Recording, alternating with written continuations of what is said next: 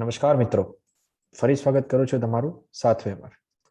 સો મિત્રો, આજના વિડિયો સેશનમાં આપણે સમજીશું ટાઈપ્સ ઓફ પ્રોજેક્શન વિશે. ટાઈપ્સ ઓફ પ્રોજેક્શન ટોટલ બે હોય છે, first angle projection and third angle projections. Projection topic સમજતા પહેલા આપણે થોડી બેઝિક ડિટેલ જાણી લઈએ કે પાર્ટના ટોટલ કેટલા ડ્રોઈંગ હોય છે. મિત્રો, તમને જે ડાબી બાજુ એક ફિગર દેખાતી હશે ફર્સ્ટ એંગલ પ્રોજેક્શન લખેલી, અને એક જમણી બાજુ ફિગર દેખાતી હશે થર્ડ એંગલ પ્રોજેક્શનની. ઓકે, સો તમને જે આ કાર દેખાય છે સ્કેચની અંદર, આ એક અલગ અલગ કારના વ્યૂ દર્શાવેલા છે અમે, કે જેમાં ફર્સ્ટ એંગલ અને થર્ડ એંગલ બંને મેથડથી દર્શાવેલા છે. સો કોઈ બી ડ્રોઈંગ હોય છે મિત્રો, તેમના ટોટલ 5 વ્યૂ હોય છે.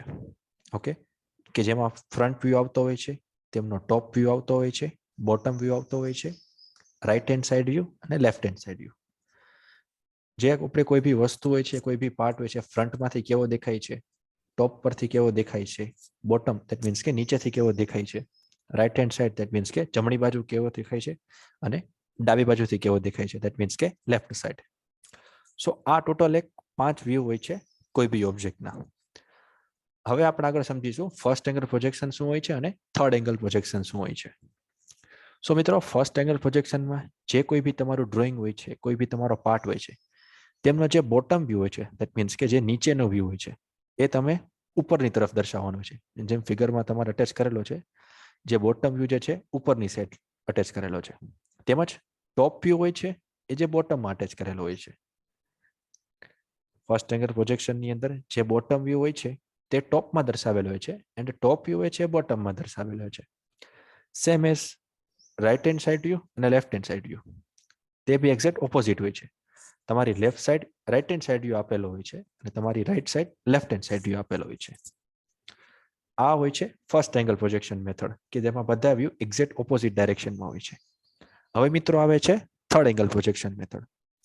તો મિત્રો, થર્ડ એંગલ પ્રોજેક્શન મેથડની અંદર જે વ્યૂ જે કોઈ બી જગ્યાએ સિચ્યુએટેડ કરેલો હોય છે એ જગ્યાએ જ રાખવામાં આવે છે.